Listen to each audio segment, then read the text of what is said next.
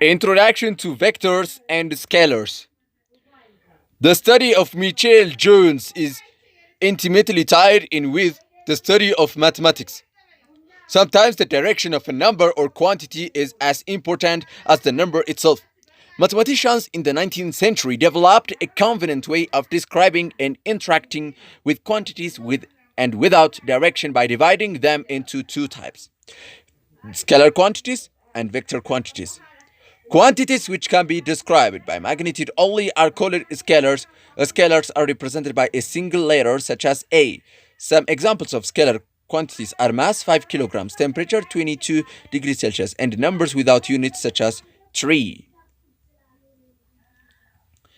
In the indications of symbols in vectors, two vectors are the same if they have the same magnitude and direction.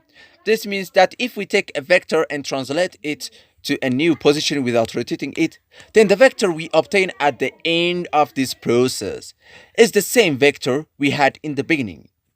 The tail here and the head here. Operations of vectors. Addition of vectors. Given two vectors A and B, we form their sum A plus B as follows. We translate the vector B until its tail coincides with the head of A. Recall such translation does not change a vector. Then the directed line segment from the tail of A to the head of B is the vector A plus B.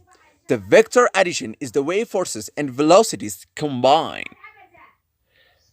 When we go to the practical examples on addition of vectors, in the example, if a car is traveling due north at 20 miles per hour and a child in the back seat behind the driver throws an object at 20 miles per hour toward his sibling who is sitting due east of him, then the velocity of the object relative to the ground will be in a northeasterly direction.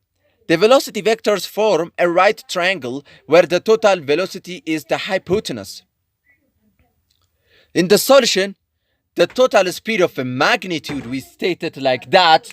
Many people that decided for many time, and we stated that 20 degree or 20 the whole square plus 20 the whole square.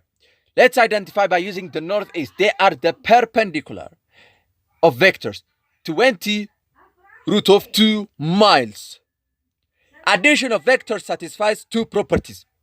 The commutative law, which states the order of addition doesn't matter, A plus B is equal to B plus A. This law is also called the parallelogram law. As illustrated in the below image, two of the edges of the parallelogram define A plus B and the other pair of edges define B plus A. But both sums are equal to the same diagonal of the parallelogram.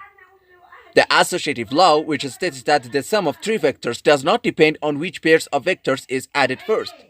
At the bracket of A plus B must be plus C, and the A plus is the bracket of B plus C. Subtraction of vectors. Before we define subtraction, we define the vector negative A, which is the opposite of A. The vector A is the vector with the same magnitude as A, but that is pointed in the opposite direction. When we go to the subtraction of vectors with the opposite of vectors, we define subtraction as addition with the opposite of a vector, B minus A, which is equal to B plus or minus A. This is equivalent to turning vector A around in applying the above rules for addition. Can you see how the vector X in the below figure is equal to B minus A? Notice how this is the same as stating that A plus X is equal to B, just like with subtraction of scalar numbers. This is all about in our programs.